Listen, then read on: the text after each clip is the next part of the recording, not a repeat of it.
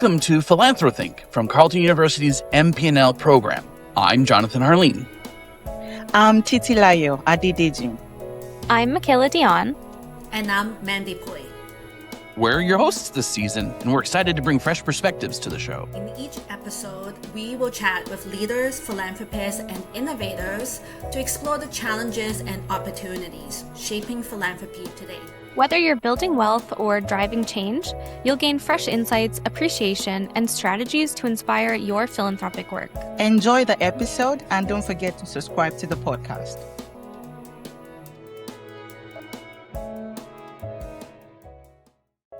Hi, and welcome to today's 5th episode of PhilanthroThink. I'm Jonathan Harline. And I'm Mekayla Dionne. Hey, Mekayla, thanks for joining us. Today we're joined by Lisa Wolverton, president of Forward Global and a leader in both family philanthropy and global donor community. In this conversation, we'll explore Lisa's work, her perspective on philanthropy, and how she's found her path within that space. Lisa, thank you so much for joining us, and welcome to PhilanthroThink. I want to maybe start us off here a little bit. Can you take us back? Tell us how you found your path into this work. Yes, thanks for having me, Jonathan and Mekayla. Nice to be here. I started really in community-based work, really working around healthy families in community, families, especially children. I really started at Family Services of the North Shore, and so understood how important it was for healthy communities, both, locally as well as in terms of building a healthy Canada. And really, health is rooted in the family. So that's where I started. And then I moved on to UNICEF. I was part of the Unite for Children, Unite Against AIDS campaign, joined the UNICEF board. So really got my first introduction onto the world stage, the UN, how UN bodies work, how big international NGOs work, and really that was my second board position. So a little bit more fine tuning on governance on a global perspective, and really solving big issues and what that looks like in terms of children's health and well-being, and again, families. And then I started working in my own foundation. I set up my own foundation, and I was grant making around the world with community-based organizations that were focused on women and children. And that was really a first-time exercise in the logistics of funding overseas, but also understanding that communities know what communities need, and responding to that in terms of really allowing them the agency to decide how the grant would play out in the community, with reporting in place, but also really giving more agency to the organization itself. So I guess trust-based philanthropy before it was even called that.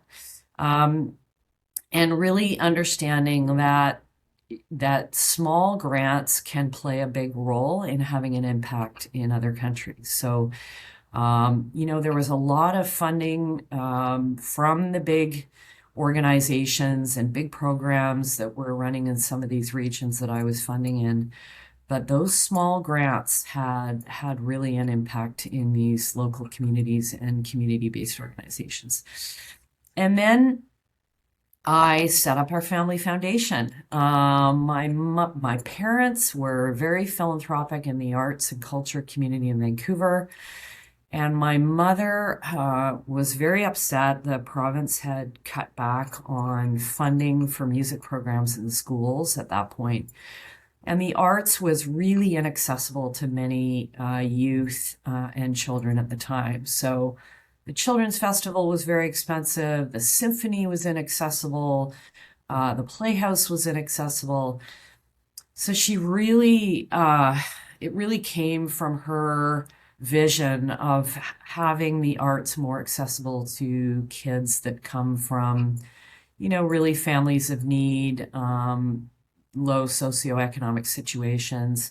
And so we did a landscape analysis of what was going on in Vancouver in the arts, particularly in the music community, in terms of access to kids for education and music learning and music experience.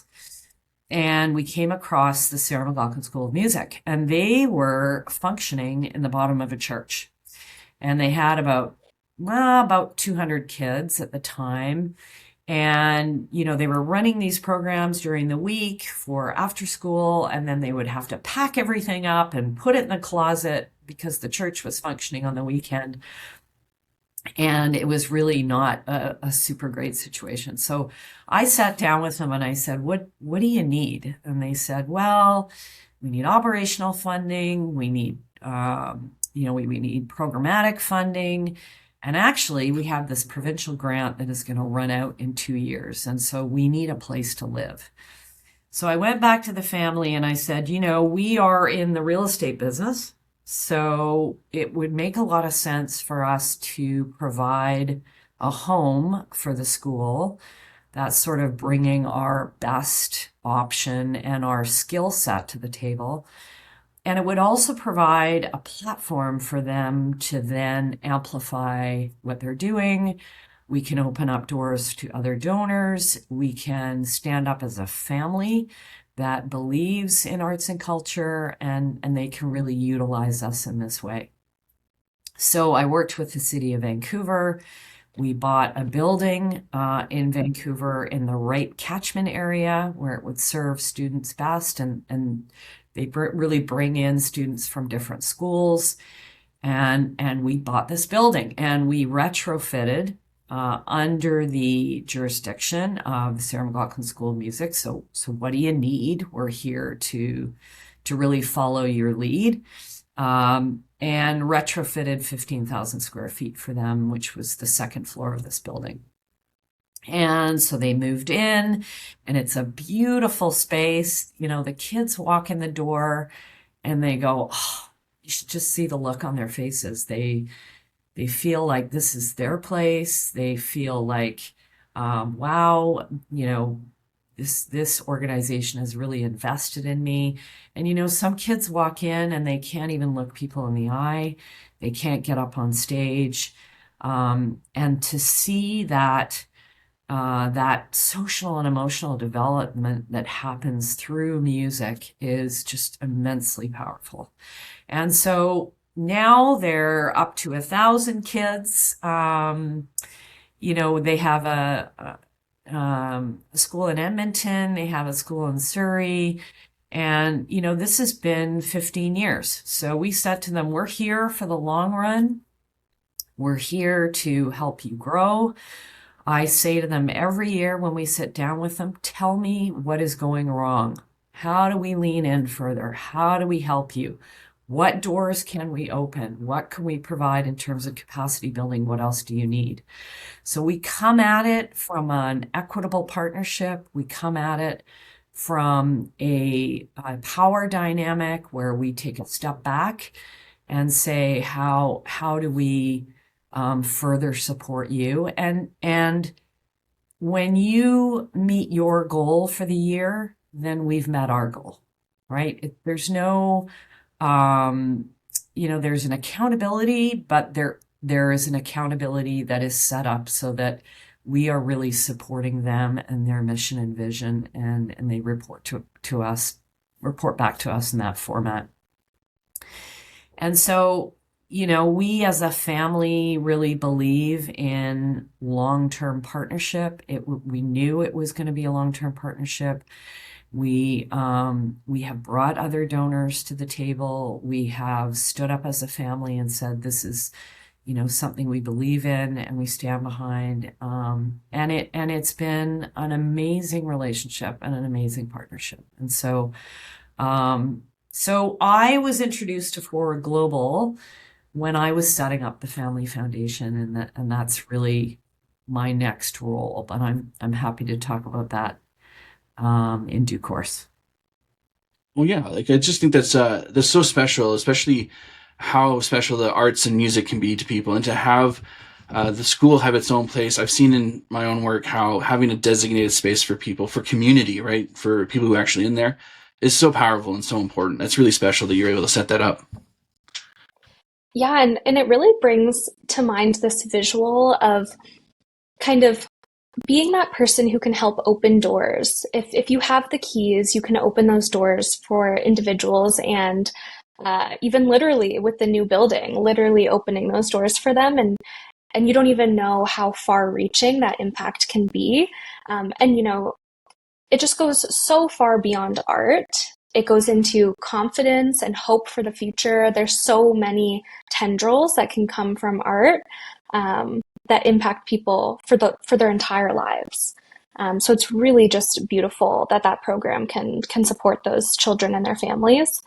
And you've talked a lot about I think how intertwined your family and philanthropy are for you, as well as growing up in a family with a multi-generation kind of family business. What did that look like early on for you in your life? Like, what was it like kind of growing up in that environment, and how do you think it kind of set you up for where you are now? Yes, good question, Mekayla. And I think that, giving back was part of our DNA as a family. If I go back and look at my heritage, on my father's side, my grandfather lived in India. Well, my grandparents on my father's side lived in India their whole life. They ran a hospital and a leper colony in central southern India. And so that was a conversation at the family table, and really stemmed through, or rather a thematic strand through us growing up with parents that then were philanthropic. So, my parents were big investors in arts and culture in a very quiet way. My father put in all the hearing systems in the Queen Elizabeth Theatre in Vancouver for those that couldn't hear the symphony properly. They were big supporters of the opera. I remember as a little kid sitting at the top of the staircase and looking down at sort of 1 a.m. and seeing the opera singers that had come after the opera, and my parents were feeding them. My mom would make this big, wonderful table of food, and some of the symphony supporters or the opera supporters would come after the event along with the singers and have a meal. There was probably 60 people in the room. And so it was part of our conversation. Community is important. Giving back is important. It was really part of our value system. And so, it has been a part of the family office. It is something that we talk about with the next generation. My mother passed away a couple of years ago, but we're looking at now, how do we carry the foundation forward with the next generation and bring them in? What does that look like? And, from a Forward Global perspective, there's so many families that are members of Forward Global, and this is a conversation that we have all the time in one of our programs called the Family Table, where families say, we have a governance structure, we have the business. How do we think about bringing the next generation into the business side? What does that look like? But also the philanthropic side, and sometimes the philanthropic side is an easy in for the next generation. Have them come sit around the table, the foundation table, and start playing a role around how we think about our strategy as a family and where we want to go in the future. Not that we'll discount or move away from the vision of my mother, but can we be additive around that really reflects the values of the next generation? So it's a question that sits with a lot of families. And I think a lot, I hear this a lot from our members, that philanthropy started at the family table, and it was part of the value system that is within the family. And so naturally it stems from that and shows up in the family office.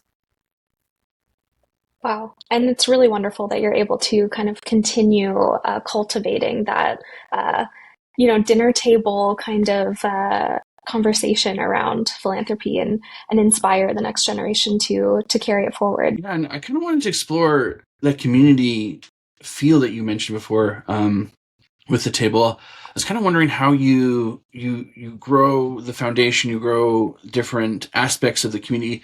Do you feel like there's a tension there between having to have this guiding hand, but also being part of or empowering a community? Like, is there, as you kind of get more power, is there kind of the tension with like still remaining a part of that community? Yeah, so I wear a few hats. I have grown the Forward Global community in Canada, as a peer. So I sit in family office events. I sit in philanthropic events, the charitable sector, in the family office myself. And so it gives me an interesting perspective, and an ability to talk to people from a peer-to-peer standpoint. So sharing my experience sitting in a family office, running a family foundation, and also able to carry that in a role as president of Forward Global.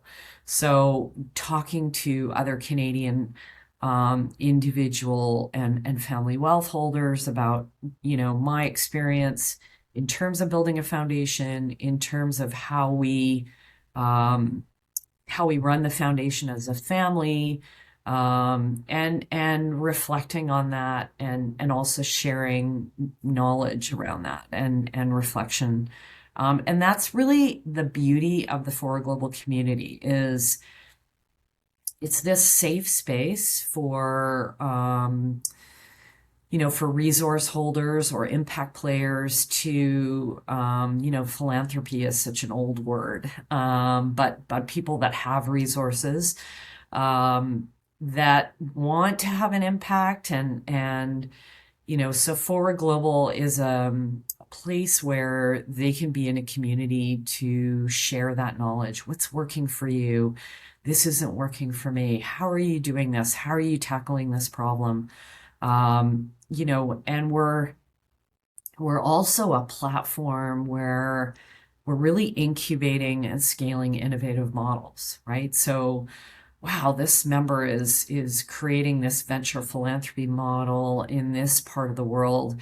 How does that translate back to Canada, in terms of somebody that's trying to help solve a problem around housing and homelessness or mental health? Or so the beauty of not just myself, but all these members that are coming in from around the world that sit in family offices, that are perhaps running their family foundation or part of the table of the family foundation, older generations, next generation, and the secret sauce of Forward Global is that peer-to-peer connectivity. And just thinking about the way the world is going, right? The poly crisis that we're in, this sense of urgency that we have right now, around climate, around AI, and thinking about how AI is going to play a role. This connectivity amongst peers and people that bring these points of view to each other in a safe space is so important, and it's so powerful in and of itself. And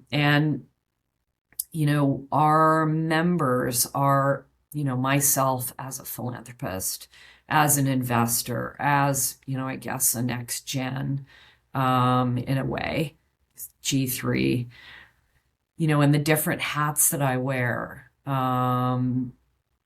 That is exemplary of so many of our members. We talk about our 4 T's: time, talent, treasure, and ties. How are we bringing ourselves wholly to this work? But also how are we thinking about all forms of capital for impact, So as an investor, as a builder of a family enterprise, as a grant maker. And this is the trajectory that we're going on. How do we look at impact across the whole capital stack? And so that's something that is very relevant in our membership. And now, a word from IG Private Wealth Management. Today, we're focusing on business owners and liquidity events. I'm joined by Christine Van Cowenberg, Head of Financial Planning at IG Private Wealth Management. So, why are donor-advised funds especially relevant for business owners or people experiencing a liquidity event? Thanks, Jonathan. Well, we have a number of situations where clients are selling massive assets, such as a business or a farm or a property, and there's going to be significant capital gain, and they want to do tax planning in that particular year. And in order to do that, we go through our financial planning process, but sometimes there's limited abilities to save tax other than potentially making a significant charitable gift. And many of these clients do want to make a charitable gift. It's just they're overwhelmed in that particular year with making all sorts of other decisions. They're selling their business or their farm, and it's a very emotional, difficult process for them. And in some cases, they say, "Oh, don't worry about it. We'll do it next year." The problem is you need to make the donation in the year in which the tax bill is being incurred, because you can't carry tax donations back. You can carry them forward a few years, but you can't carry them back. So you need to make that donation by December 31 of the year in which you are going to be experiencing this liquidity event.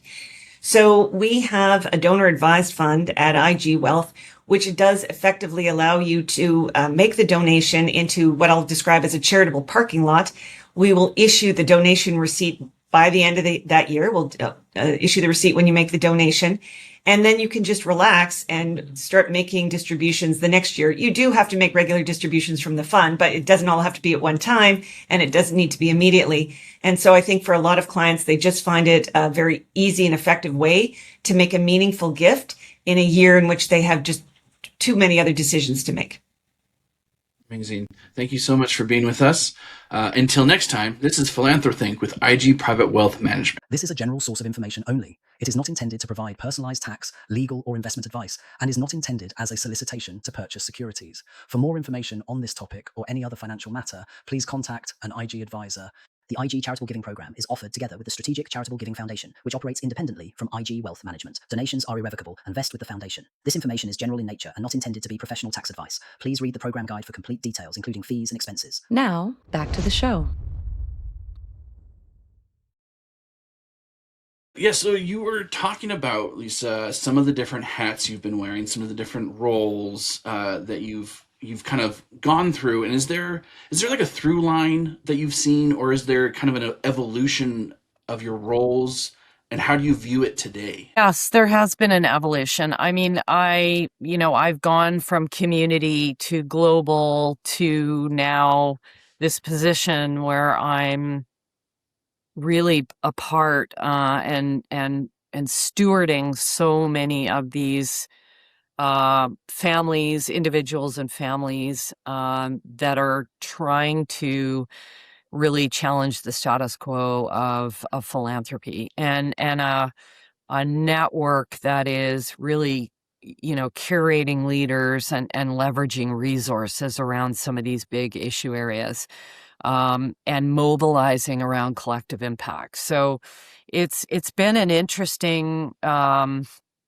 trajectory for me.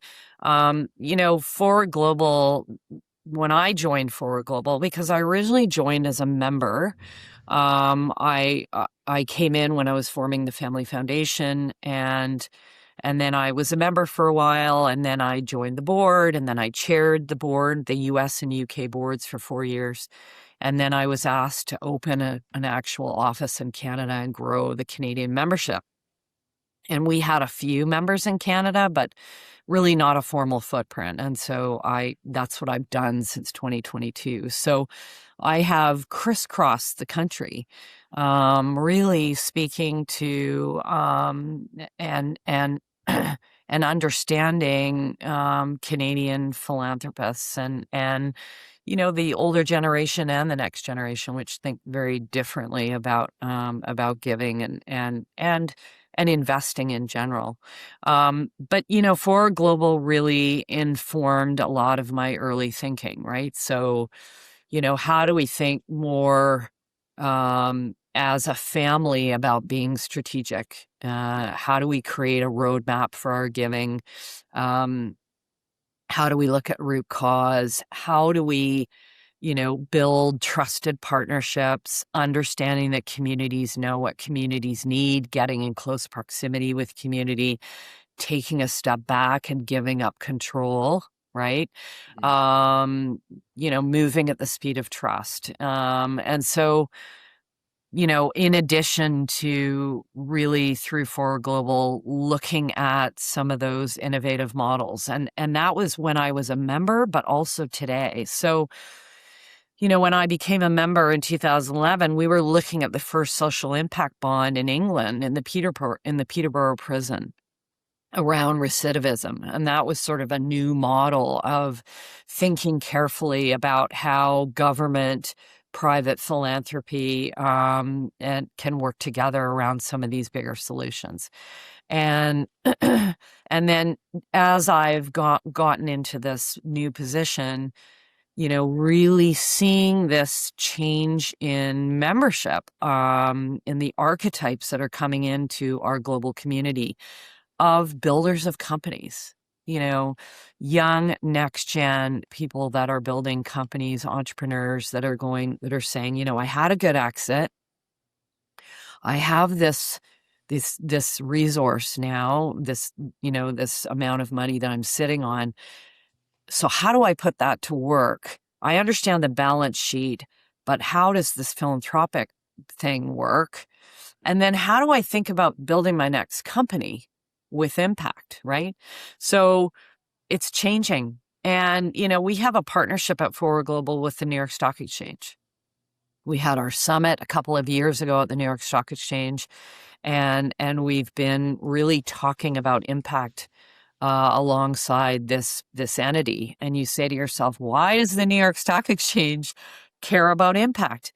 They care because their next set of issuers care about impact, right? Their next set of builders are saying how, I understand that the world is, the world has economic systems that are not working for everybody or that are not working for the planet.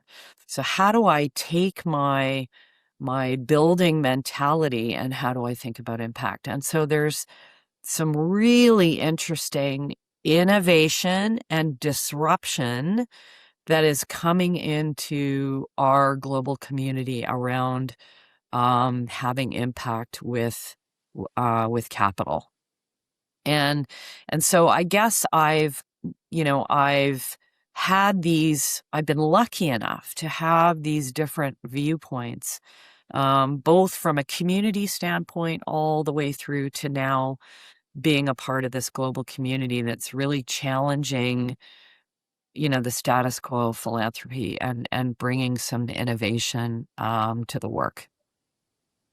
No, for sure. I think we can see how establishing and growing a community really just lifts everyone in that community up and really creates, this momentum for change. And I think for our listeners, we mentioned trust-based philanthropy, and that's one of these things that's typified by a mutual accountability, transparency, and like trusting essentially the community to take care of their needs as they know how they need to use it. And so I think that's a very special approach, especially with how much we need community in our lives, and need all that to kind of come together. Mm-hmm. Exactly. And, we see that play out. I mean, that's within our set of values, and Forward Global is really trying to shift mindsets, right? That's what we're trying to do, where we have the pedagogy piece, but also through this community and peer-to-peer influence, right? So, I can say to a set of funders, this is what I think you should do. It's a bit patronizing versus, hey, I'm coming into this community, I see a peer that is similar to me, has a similar background, has built a business. We find the builders, hang out with the builders, some of the older generation, hang out with the older generation, and they say, hey, you're doing that. Maybe I should think about doing that. So it's this peer-to-peer influence that is so powerful. And also community is about having fun. Like this is really hard work, right? It's hard. People are bringing a lot of passion to the table. They bring a lot of humility to the table, values alignment, but they're rolling up their sleeves and digging in, and it's hard. And so can we make it more fun in terms of having a community get together? And the culture around Forward Global, these, as we've talked about, the values around collaboration, the values around accountability. And I guess one of the things that I haven't really touched on is enoughness, which is a concept that we talk about at Forward Global. It was brought in by two of our members out of Europe. And we have these enoughness circles, and it's the philosophy and then the really mapping out how much you actually need in your life. So, I make, $20 million, or 50 or 500, doesn't matter the number, but how much do I actually need to live for the rest of my life? How much do I maybe want to leave my kids or not? And then how much can I then give away? So we find that when people go through this exercise in a safe peer-to-peer community, people are actually mobilizing more capital in the end. They're thinking about spend down. They're thinking about, okay, I have enough to be able to really lean in on this issue. And then, what does collaboration look like? And we're finding, we also talk about legacy, right? So the traditional, especially the financial community talks about legacy and the perpetuity of capital. You need to have this foundation for the family. It's got to last generations. What does that mean? We put the onus on the next generation to carry this forward. And we're thinking about this in our family.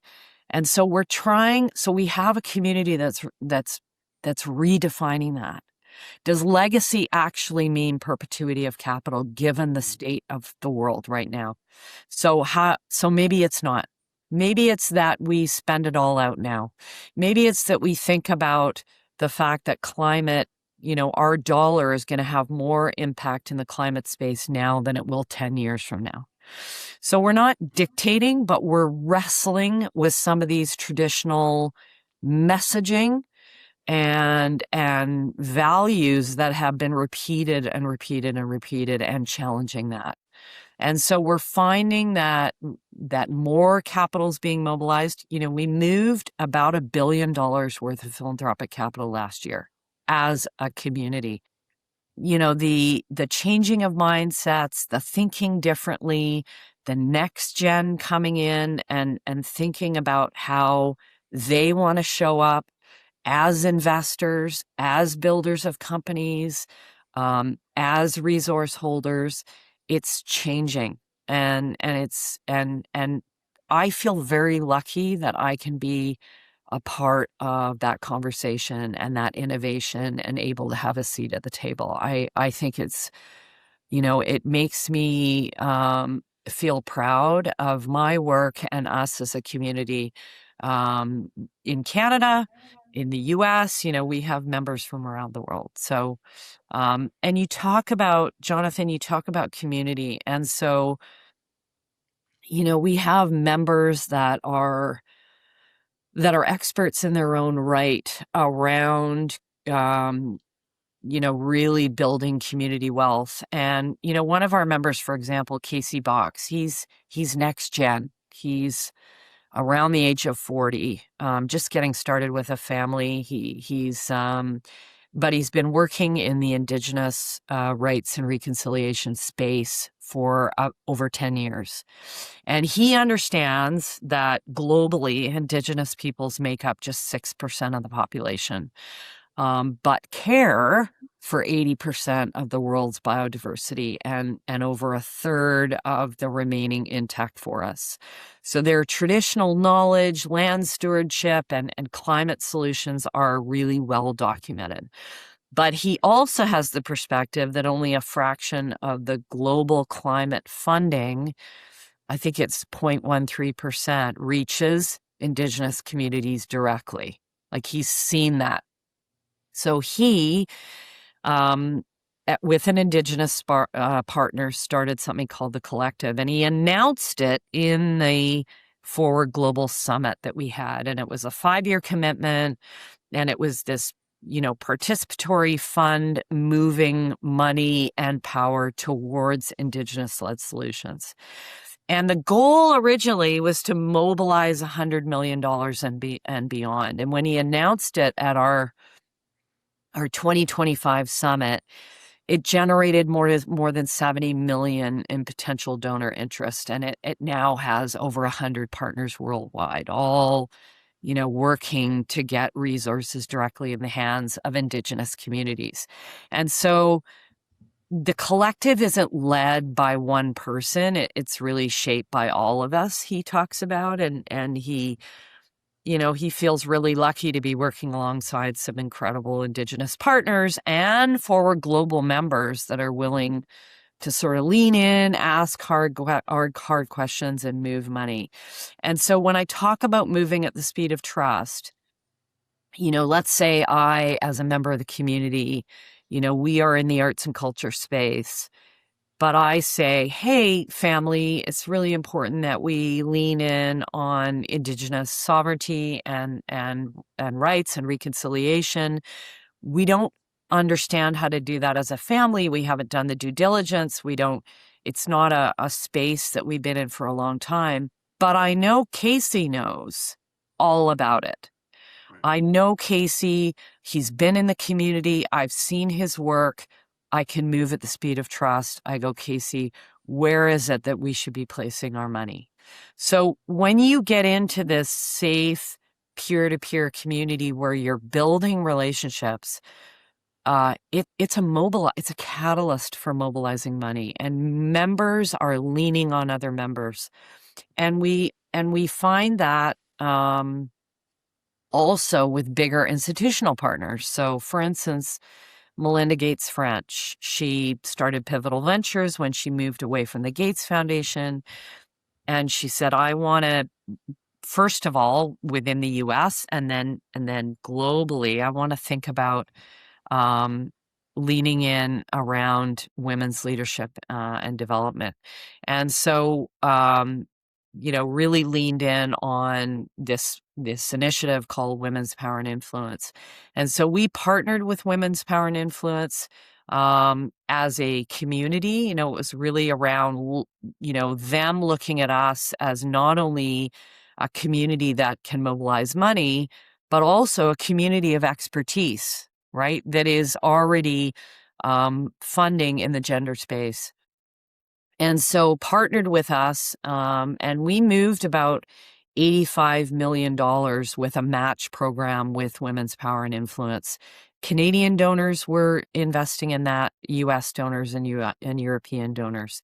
And so this amplification through partnership and mobilization through amplification is another way that we see really the mobilization of money and capital, and funders utilizing other funders and in this community as an expertise partner, but also as a collaborative partner. So there's some interesting things going on. So Lisa, I'd really love to kind of dig a little deeper into this concept of trust-based philanthropy. It sounds like it's something that you've engaged in for quite a long time, and maybe even before it had a name or before it was kind of fashionable to do so. And it also sounds like it's something that you really are prioritizing as part of this kind of changing mindsets piece that you discussed with Forward Global. And so what I'm curious about is, what has engaging in trust-based philanthropy really looked like for you on the ground, and how do you think it has impacted the work, as compared to engaging in more traditional models of philanthropy? I stand up as a very proud Canadian in some of our global spaces in the community, and I talk about some of the trust-based philanthropy models that are going on in Canada. And I don't know if we call them trust-based philanthropy necessarily, but really a capital transfer and putting more control in the hands of communities and giving them building an equitable partnership whereby communities are stewarding the money and have sovereignty over the money. And I talk about the Indigenous Peoples Resilience Fund, which was started in Canada, the Foundation for Black Communities. Rebecca Darwin, one of my board members, she's the co-founder of the Foundation for Black Communities, and that stemmed from the report that really told the story of how little amount of philanthropic dollars in Canada are going to Black communities. And so from that, that was really a platform by which the foundation was formed and ended up, started with private philanthropy, giving to the fund, and then ended up with the federal government leaning in on the fund as well. And that is really a fund that is stewarded, controlled, and dispersed by Black communities for Black communities. And so, I get up and talk about that in the US and go, we're doing some incredible work in Canada. And even one of our members, Sylvie Trottier, she and her sister originally, they come from the Trottier, there's Trottier Family Foundation, but they're also doing great work on their own. And Sylvie, was looking at three activists in her community in Quebec, really fighting for social justice and doing it at a community level, and wanted to support them and them, looking at Sylvie and saying, hey, why should we trust you? Why should we trust this wealthy white woman? Is she a fleeting champion for us? Is she going to hold too much control? Would she even grasp what goes on in our community or understand our lived experience? And so Sylvie sat down and really spent time getting to know these champions in the community and them getting to know her, more importantly, and building trust. And they, from what I understand, they sat down again and again and again and again and really unpacked who holds power. And Sylvie didn't really have a formal vehicle for this funding. She set up a not-for-profit through Concordia University as a financial intermediary and formed this partnership and started, writing grants into this community and forming this partnership really based on this equity, where Sylvie is stepping back and handing over control and really just was an instrument to open more doors for this community. And they were really had control over how the money was being used and when and how. And we see this, I've seen this. We spent some time in Brazil. We do these global journeys with our members where we get into the field, we get in close proximity with the work, we look at some innovative models that are going on around the world. And this is happening in the Amazon. There is some participatory grant making going on where there is a fund that works with Amazon local communities, and the funding starts with a set of partners, and then the partners will refer other partners and make decisions on the next set of grants that go deeper into the community, and so on and so on and so on.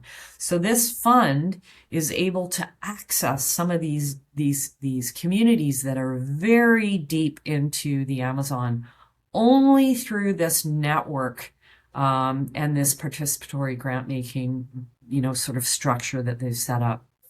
So we see this in members that are building resilient communities in climate. We see this in, of course, in the Amazon around building community wealth that is outside of pulling trees down and agricultural practices in the Amazon. We see it in all different issue areas. And it's something that we talk about over and over again at Forward Global, and that people really embrace when they come into the network. And it doesn't mean a lack of accountability. That's not what it means. Sometimes people will say, well, I'm not going to write a check and walk away. Of course not. It's really about building that partnership and that trust, where the funder says, I do inherently hold the power in the room as a resource holder. So how do I counter some of that? And I think we naturally did that as a family, where we said to the Sarah McLachlan School of Music, every time we sit down with you, it's not, are you going to get, based on your answers of how you're doing, are you going to get the next year of funding? No. We're in this for the long run. We want you to tell us what's going wrong so that we can help you. And sometimes I talk about it in terms of venture capital, right? In the venture capital world, we find a company we love the leadership, we see the market opportunity, we believe in the leader and the vision of the leader, and we say, I'm going to write you a check, and then I'm going to go open a bunch of doors for you that will help you with finance, or help you with mentoring, or help you with more checks. And then I'm going to come back and I'm going to write another check and another check and another check. And I'm going to watch you grow. And I'm going to come at it from a perspective of abundance, right? I'm here to help you survive and thrive and grow. And so can we come at this as funders with a sense of abundance, right? I'm in partnership with you. I'm not going to say you can't have computers, you shouldn't get paid, your staff shouldn't be paid livable salaries, you shouldn't get operational funding.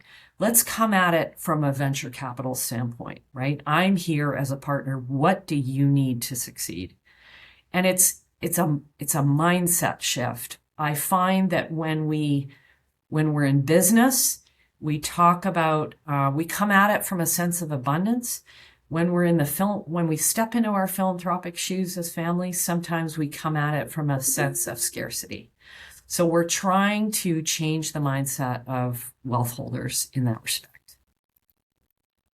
And that's the powerful thing about this forward global kind of concept, is that you can challenge some of these misconceptions, and especially on a global stage, really demonstrating the impact that's happening in Canada. So we're going to jump into our tradition here at PhilanthroThink. We have a bit of a chain going with questions from previous guests. And so our last guest, Annabelle White, she left this question for you.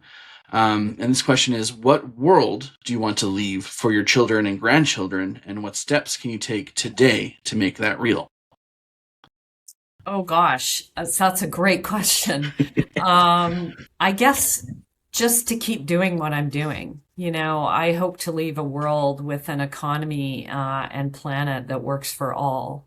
And that's really the Forward Global, as well as myself, that's really what Forward Global is trying to do. And I often think about where we talk about Jane Skillen's network principles, and she's a Berkeley professor. She was at Stanford and Harvard, and her network principles, there's 4 of them, and one of them is focus on mission before organization. So, network leaders building strategies that advance the mission, even if it doesn't directly benefit the organization. So thinking bigger than just at an organizational level, managing through trust, not control. So we talked about that. So, leaders depending on shared values and trust, rather than control systems. Mm-hmm. Promote others, not yourself. So taking a step back, exhibiting humility, which is part of the four global, I guess, thread of culture, and sharing the credit for achievements, and then building constellations, not stars. So the goal is to create a larger system that supports mission rather than becoming a market leader. And so I hope that, we as a community, myself, as communities across Canada, as funders, as the charitable sector, as a nation around the world, that we can think using some of these principles, think about how we show up, and really challenge how, we're going to move forward, both with our economic systems, our social systems, our communities, and really leaving a world with an economy and a planet that works for everyone, because there are systems that are not working for everyone. So that would be my answer. You paint a very inspiring picture for the future. Well, to keep this chain going, what one question would you like to ask our next guest? My question is, what is a world that has used AI for good look like? And I only bring that up because, as you know, we are in a disruption. AI is going to play a role in our personal lives, in our work lives, in how we relate as nations, as economic systems. And so, there is this struggle, and we talk about this a lot as a community. How do we help to build AI guardrails?